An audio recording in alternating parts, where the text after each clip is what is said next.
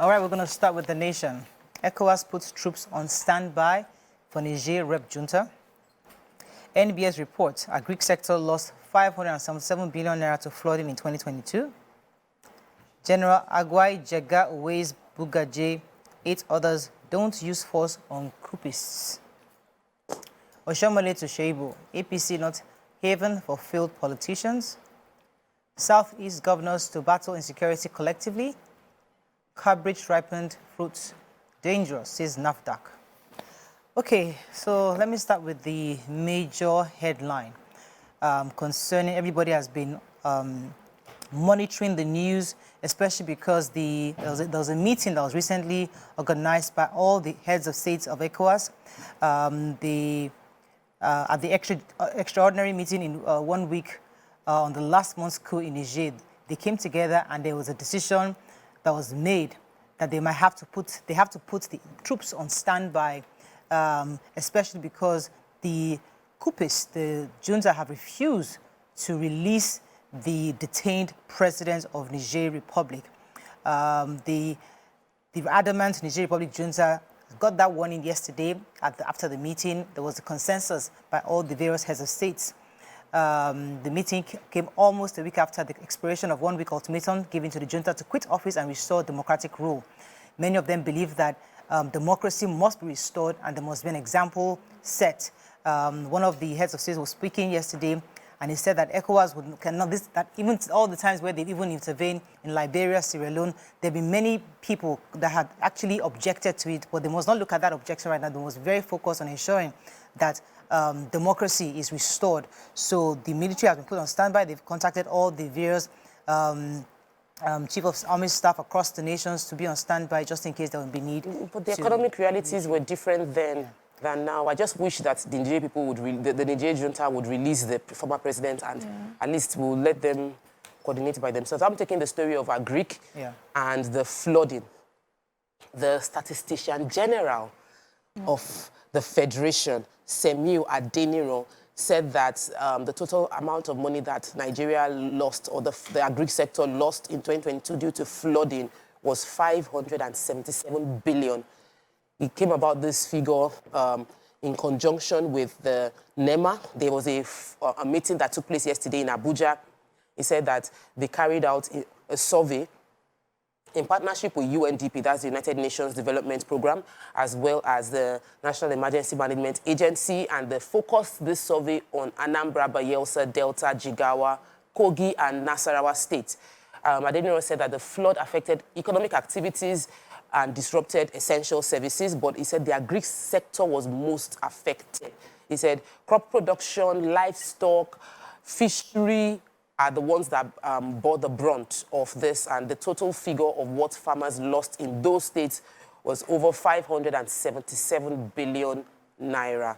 We're hoping that there is a way for us to, from doing assessments like this, we're able to better handle future expectations, because we know we cannot stop flooding. Flooding will still happen, but when we know its impact, we can prevent and know how to address the issues. Right. Okay. Yes, my story is about carbide ripened fruits endanger health, says NAFDAC.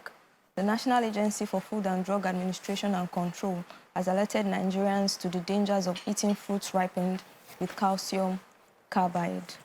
So this story was about a workshop that NAFDAC had in Port Harcourt, and the DG, Professor Moji Adeyeye, gave the warning yesterday in Uyo, saying that there are dangers of drug hawking first and ripening fruits with calcium carbide. So most times we would naturally say eating fruit is good, eating fruit is good. But now, how can we identify fruits that have been ripened with carbide? Because the article goes on to say that the agency said such fruits cause life-threatening ailments such as cancer, hypertension, burning sensation in the chest, in the eyes and stomach. I think the conversation is to go into the markets, because expecting us as citizens to be the one to identify might be tough. Yes. But if you go to the market and you sensitize them, they see what it will do to people, they might stop doing it. Let's, still on the same paper, the president has rejoiced with the doyen of accounting in Nigeria and Africa, Chief Akintola Williams, on his 104th birthday. Me too, we rejoice, sir. He shared this special moment with all his friends and professional associates of the elder statesmen whose vision and resilience has altered the history of Nigeria for better. The president noted that the celebrants established the first indigenous accounting firm in Africa, Akintola, Williams & Co. And we all celebrate and join his family and friends in that 104 celebration. 104. Wow. Sing, can read, can speak. That's a gift of life.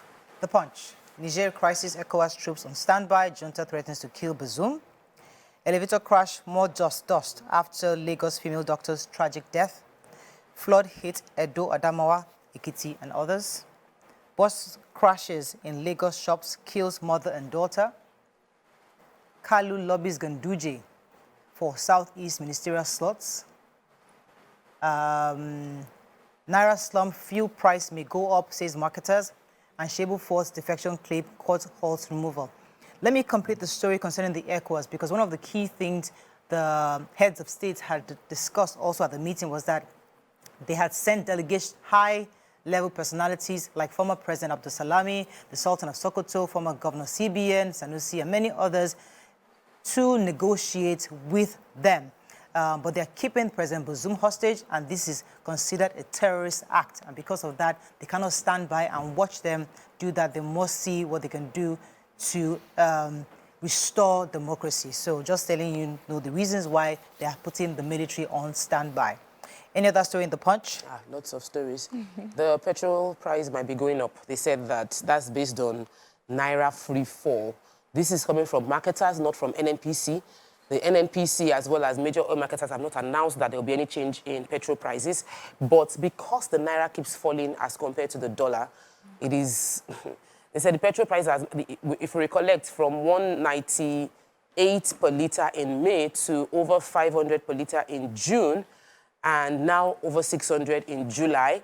Then it continues to rise further even now in August. And they're saying, going by the crash of the Naira to the dollar, they say currently Naira has dropped to about 900 to $1, and the scarcity of dollars would affect the price of petrol in Nigeria. They also mentioned that the price benchmark for crude oil was about $87, and it was trading for $80 just per barrel a few days ago. So usually when we see the price of crude oil goes up, we should be happy as a nation that sells crude oil, that we're going to get more revenue. But because of the way our Naira is, it is not good for us with the petrol, because the prices of petrol might likely go up.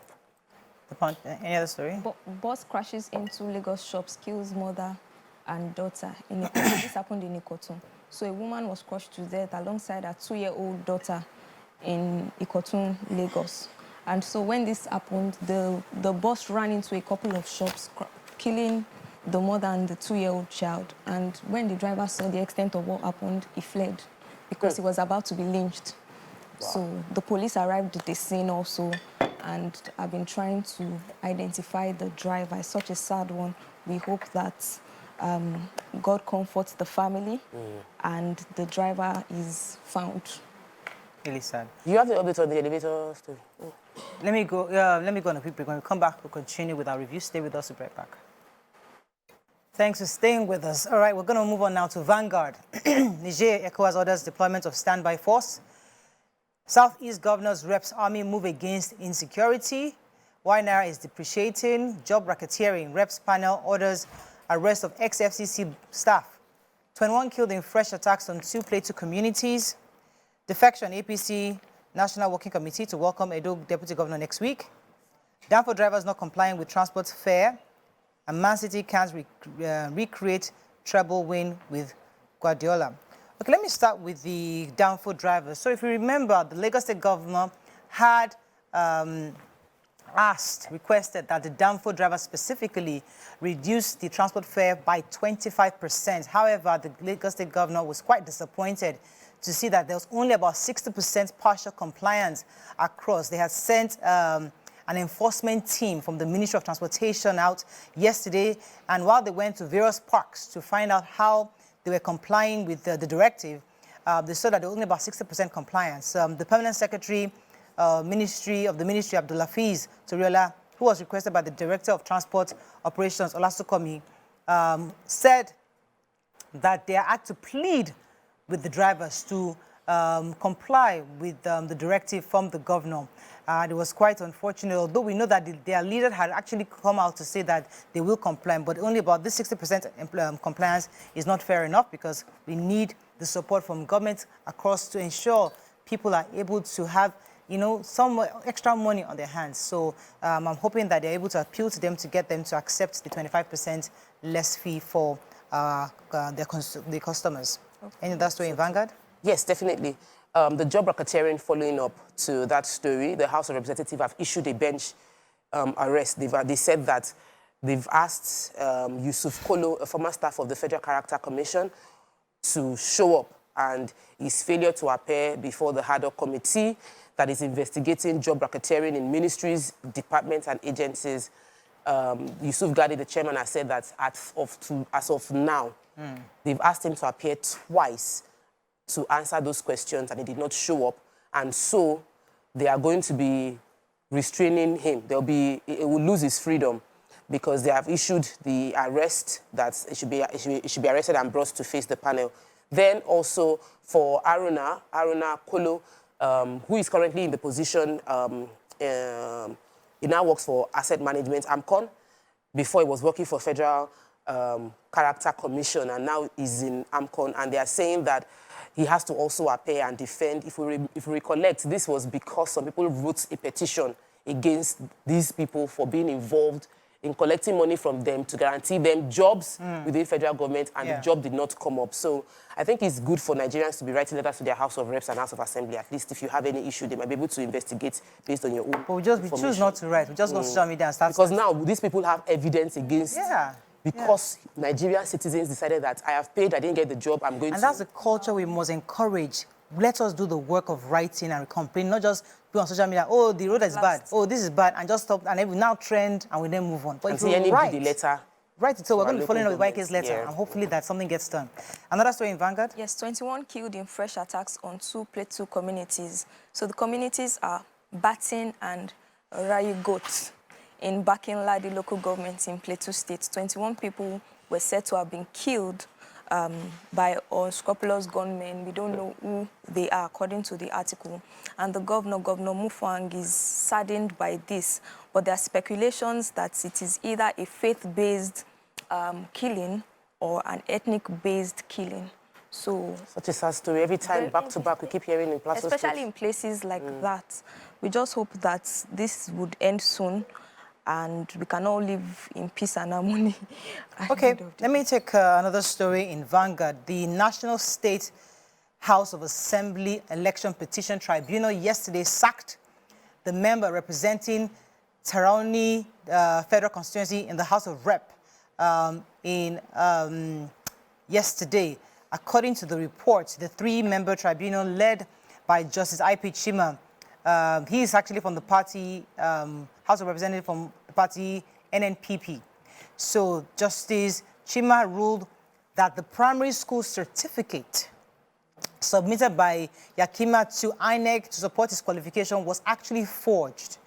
The panel declared that the second winner, which is APC candidate, became the substantive rep. Called that Yakima was declared the winner back with 26,000 votes, that he defeated Hafizu Awu of APC by 15,000 votes. So now Awu will become the House of Reps member, and Yakima has been sacked by the court. Wow. You know, forgery, certificate forgery is just... I thought this would have been done before the... Yeah. Let me quickly do, before we leave the Vanguard, the story about Shaibu. You know, we've been following the deputy governor's of Edo story. That was how we now heard the news yesterday that the deputy governor is decamping to APC. And they said it was confirmed that APC people said they are waiting to receive the deputy governor, that he has now perfected the process to decamp to APC. However, former governor, who is also APC member, said that APC is not the dumping ground for disgruntled politicians. He said that based on what he's reading, he wants to say that nobody should run to APC thinking that they would get free hand. he said that his advice is those who are having challenges should learn how to respect their bosses and resolve the issues and be loyal. That's his own opinion. However, Shaibu said that he's not moving anywhere. He's going to stay, that the news of his defection is a lie. He intends to stay in PDP, stay with Obaseki, work things out. It's far from the truth. The back and forth is very, very... Okay. We're tired, but we will not get tired because we are Edo people by marriage and we want to see Edo develop. Nigerian Tribune. Let's find a story of not taking LCDA's public hearing sparks row in Ondo. Gunmen killed 21 in Plateau communities. How dollar rate ex-depot price will push petrol pump price up. Naira tumbles to 955 at the parallel market. Why price of cooking gas may surge, says marketers. Ohaneze describes allocation of 5 ministerial slots to Southeast unjust and demands equity. So the Southeast has protested Ohaneze, that's by the President's Chief Emmanuel Nwanyawo, in an electronic message made available to the Nigerian Tribune. He underlined the unfairness on the fact that only 5 slots were provided to the zone, while others got 10 slots, others got 9 slots. He said the Igbo believed in the United Nigeria that the objective could only be achieved through equity, fairness among the constituent units of the country. Therefore, demand justice, fairness, equity for every ethnic group in Nigeria, including the Igbo. He said that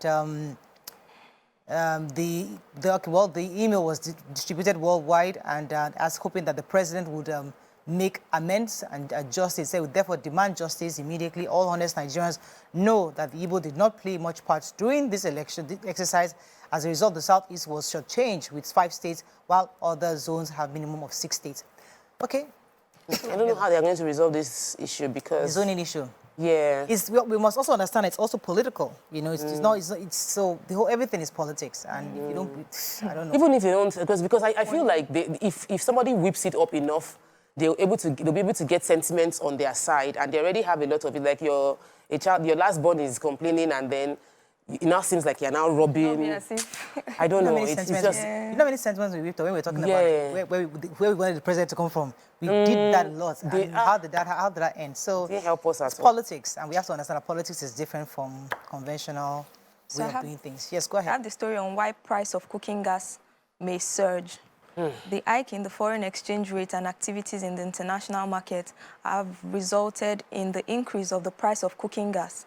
The Nigerian Association of Liquefied Petroleum Gas Marketers have said. So Mr. Olatubosan Ladapo is the president of this association, and he mentioned that there's a significant increase in forex, and there's also the scarcity of forex. So these 2 factors are some of the reasons why there would be an increase in the price of cooking gas. And it says that it is starting next week because international prices have gone up. And it also highlights that taxes are now increased, and there are multiple ways of, the government getting payments from them, and that's also a reason. So he also went on to say that you can imagine that for every 1 kg of gas priced at 700 naira, tax would take away 3 naira 50 kobo. How much is left in such a business? So we should really get prepared. And I don't know, can we store gas? I don't know.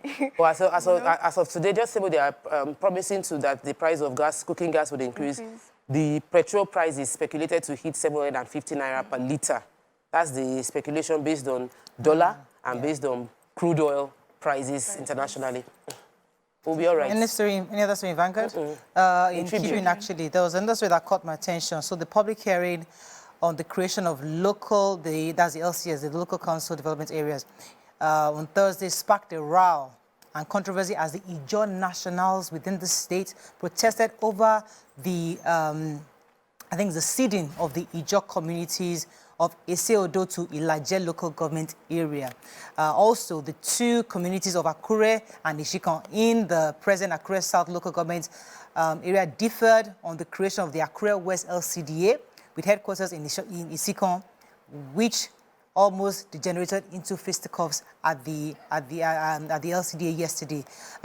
Trouble has started when the Akure representative made their presentation before the panel and the traditional ruler, they were prevented from speaking, actually, by some Akure indigenes saying that they have spoken once with one voice. However, after several minutes of opera, the monarch was allowed to make a brief presentation, but they advocated that the name should be changed to Isikon or Isokon, LCD. So there's a lot of drama going on there.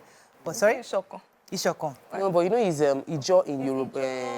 So in the Akure community, so there's a lot of going back and forth. The Ijo people that are within a Yoruba, everybody is clamoring to be heard. Everybody wants to be seen. Things are different. Things have changed. We all now want to be independent in different ways. Okay, we can't take much stories, but let me just quickly go to The Guardian. Niger reforms new government as Ecowas standby force ready for deployment.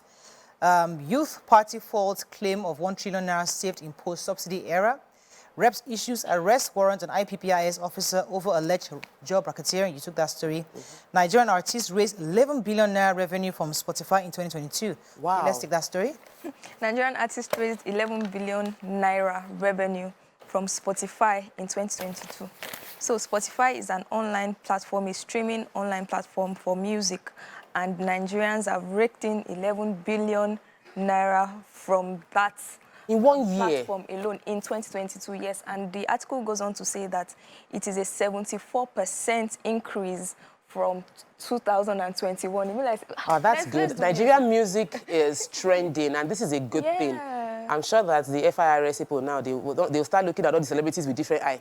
The challenge is they have left Nigeria for you. They have even left Nigeria. Most of the A-list artists don't live in Nigeria, so you cannot tax them. You can't tax them. But this is where most of their money is coming from, isn't it? So when we say dollar is selling our... Yes, now. When we say dollar is going up, we are part of the problem. And right? But we did not give them platform.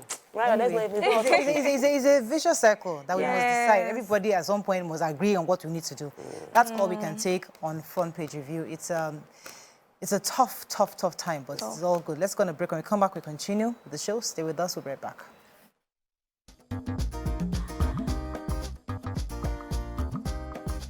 Stay tuned. Your View will be right back.